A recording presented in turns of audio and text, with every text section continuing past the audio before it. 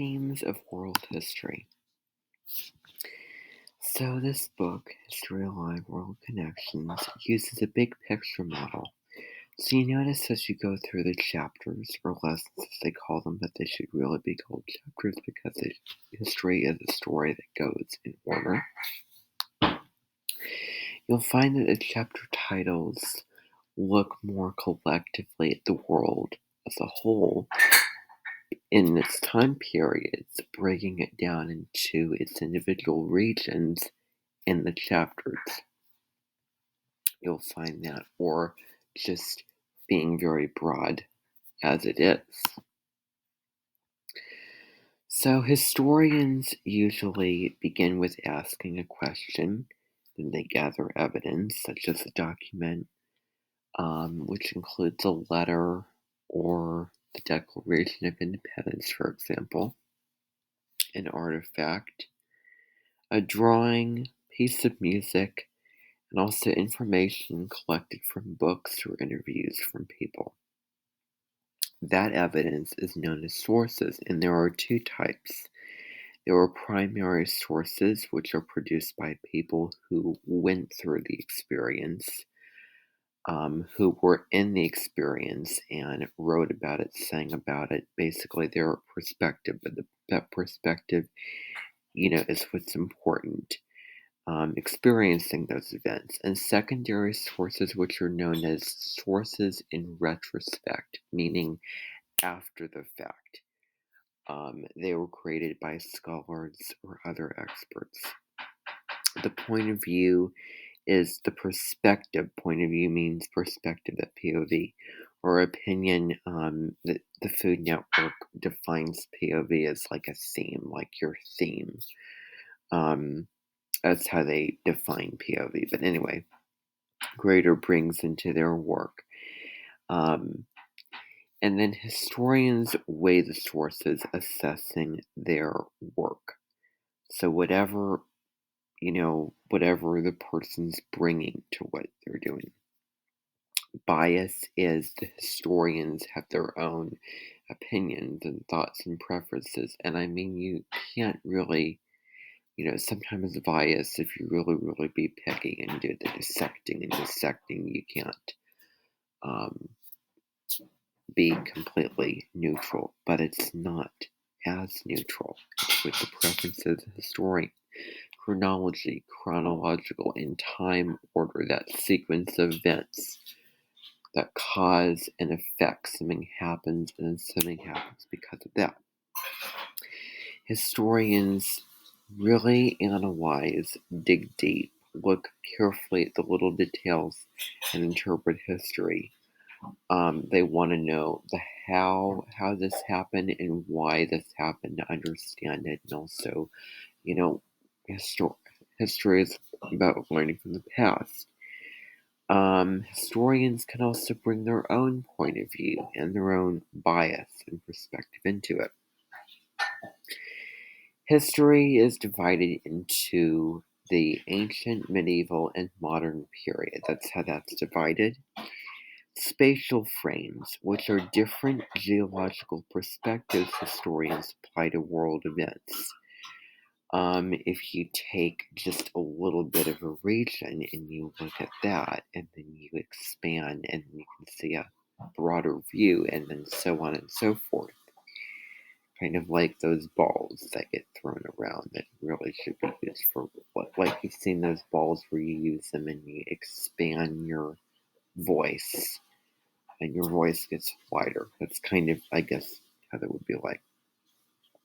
So the zoom in, zoom out, those geographical perspectives. The intra-regional view, looking at two or more regions. Spatial frames include national, regional, interregional, and ultimately global, looking at the whole world. So now we're going to move into the themes of world history.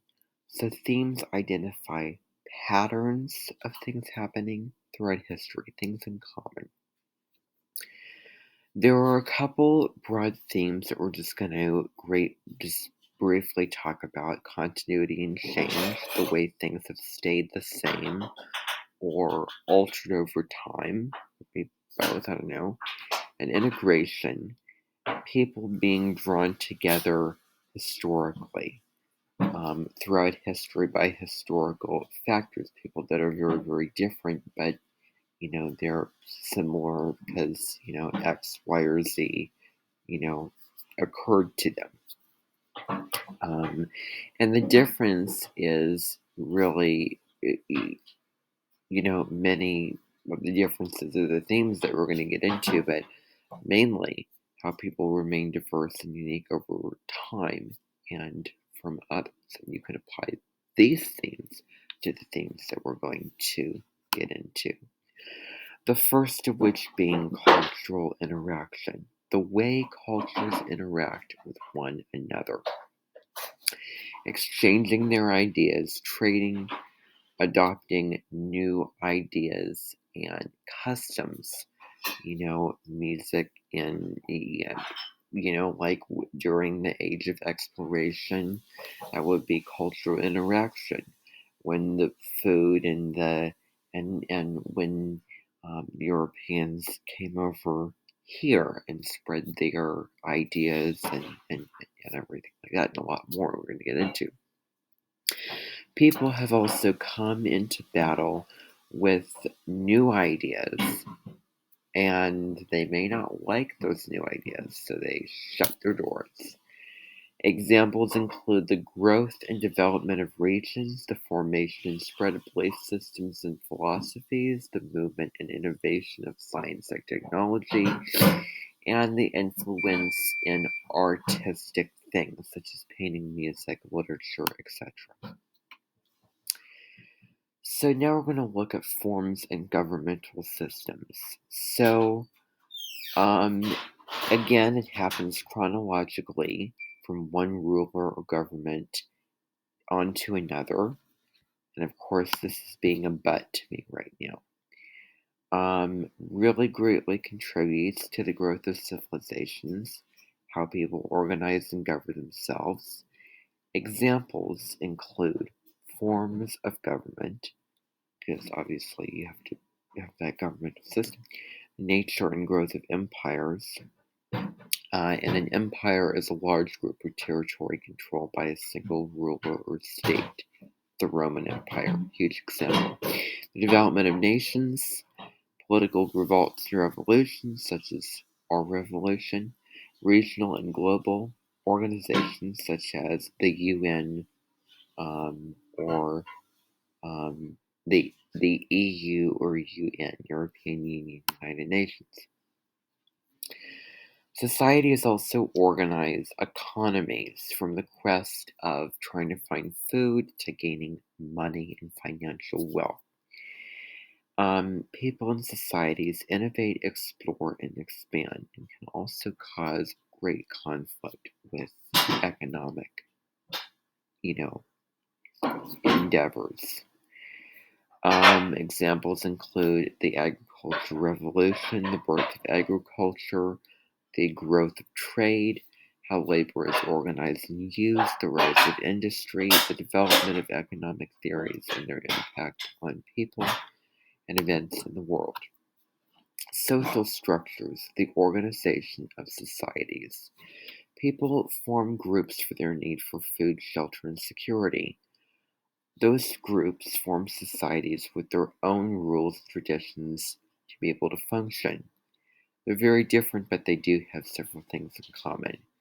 And examples of this include gender roles and regulations, relations like women in society, kinship and family customs, the Medici family, racial and ethnic difference on society, social division into social and economic classes. This can also include art, history, all of which as well.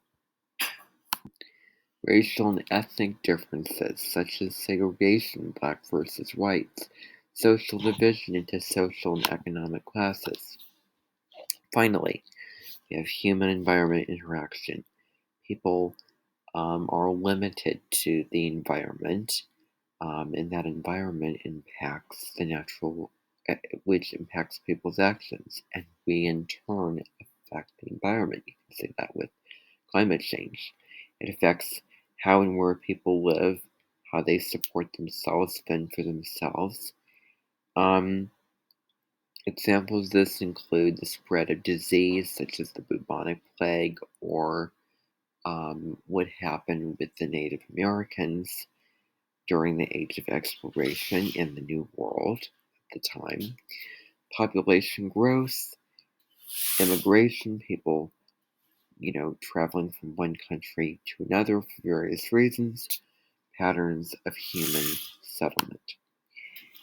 The environmental impact of technology as well, which is greatly affecting the environment and having major impact on life. And we're going to see that as we go through history. Thank you very much.